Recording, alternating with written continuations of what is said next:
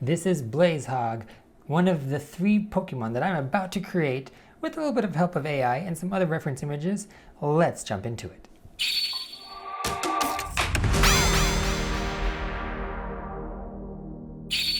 Alright, now how do you go about creating a new Pokemon? Basically, when I look at a Pokemon, I think they are a combination of 2 things. Either an inanimate object or an animal, a real living animal, creature, insect, whatever it might be, and then some sort of element, some sort of type. Electric, fire, water, you get the idea.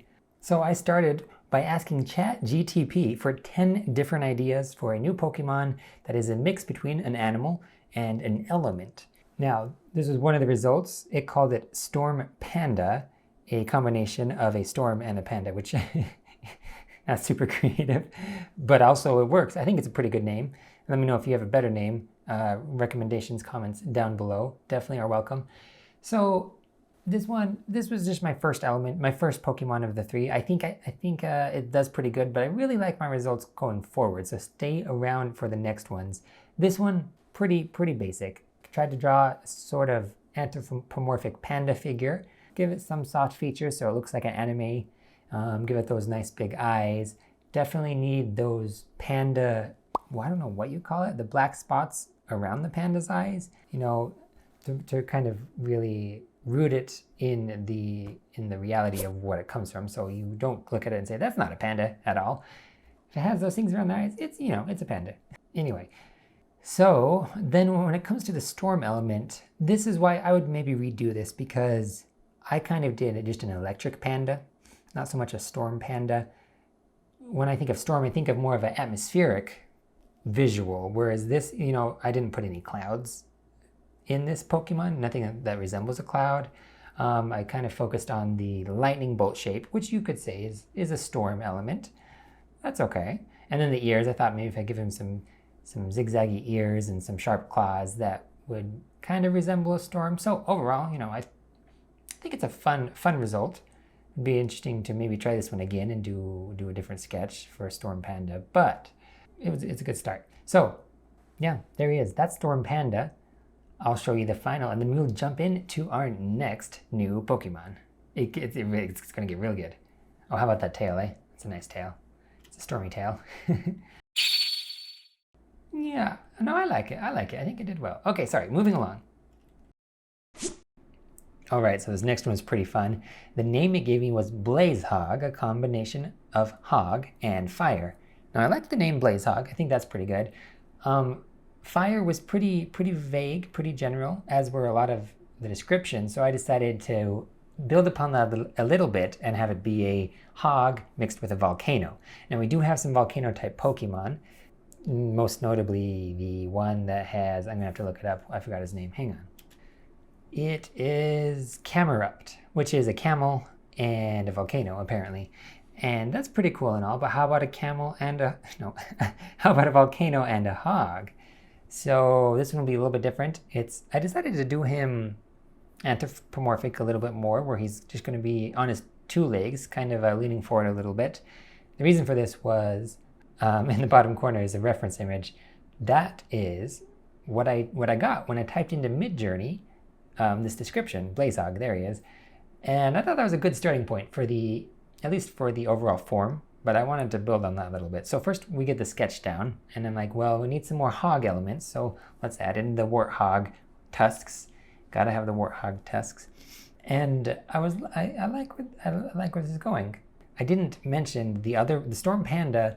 There was some Pokemon that are kind of similar to it. I would say perhaps Electabuzz is the closest one, but I looked up Electabuzz, and it's supposed to be a human form Pokemon. He hangs around electric plants or whatever, supposedly. So it's like a human/electric guy. Of course, it's a Pokemon form, but they have Pokemon that are very human-like in form. So anyway, I digress, but that one was a panda and electric. This one's a hog and fire. And I wasn't sure if I was going to do fire on his back, kind of like a ponytail thing. Ponyta, the fire pony, her hair, the hair of the horse is fire. But hogs don't necessarily have a lot of hair on their back. This reference image almost looks more like a echidna, or like Sonic the Hedgehog type dealio. So I decided instead to have it be like, that's where I finally got the idea for the volcano. I'm going to turn it into like rocks and then having fire shooting out of it. And when I looked at reference images for fire in Pokemon, a lot of them have, there's like a few Pokemon that have actual fire coming off of their bodies somewhere, either their head or their back. Not as many as I thought they were going to be honest. Rapidash, Ponyta, Moltres. Flareon doesn't really have fire. The tail just kind of, looks like fire. Then there's Magmar that has some tail, and there's Charizard. But of course, that's a dragon. So, Quilava as well. Well, I didn't see Quilava before. But I ended up going with the kind of fire that you see on Typhlosion, which is, what kind of Pokemon is Typhlosion? Volcano Pokemon. Oh, look at that. Look at that. It's pretty similar. That's the species it says in this Pokédex. I wonder if it'll tell me what it's supposed to be. Oh, Quilava, Cyndaquil. Yeah, so it's like a, I don't know, it looks kind of like a hedgehog or something. So hey, you know what?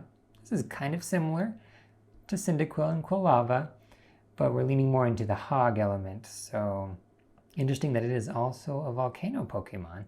There you go. So yeah, what's unique about Typhlosion is his fire coming out around his neck is like really like bursting. It really looks like an explosion, and I liked that. So that's what I did here for blazehog. There you have it. Here's the finale. I think it turned out pretty great, but I'm excited for the next one. It's a little bit different. It's a lot different in style, actually, at least because it's a little, you'll see. All right, for this one, ChatGTP recommended a Pokemon called blossombat, and I thought that was a fun idea. Now, the description it gave was that it it grows blossoms from its ears and can fly long distances, pollinating. So I liked that, but when I put that description into Midjourney, the reference image didn't give me any blossoms in the ears. It just gave me bat ears that kind of look like leaves, which was cool. And I liked this reference image for a basic, again, just the form, the basic shape to go off of. But then I did some research looking up other grass type Pokemon and even Googled like anime bat to kind of help me find some other characteristics that I wanted to add, like for the feet or the ears or the wings. So I took some elements from different Pokemon for this one. For example, this little flower around his neck is similar to a different Pokemon, which escapes my, I actually not very familiar with it. It's Bayleaf's evolution. It's called Meganium. Perhaps I pronounced that right. It has kind of what looks like almost looks like a Hawaiian flower around his neck. I don't know what kind of flower that is. Maybe you do. But so I did that. Now, I started with the sketch of the quote-unquote blossoms coming out of his ears. I ended up not liking it. Kind of looks like ear hairs, and it's not very appealing. So I removed that.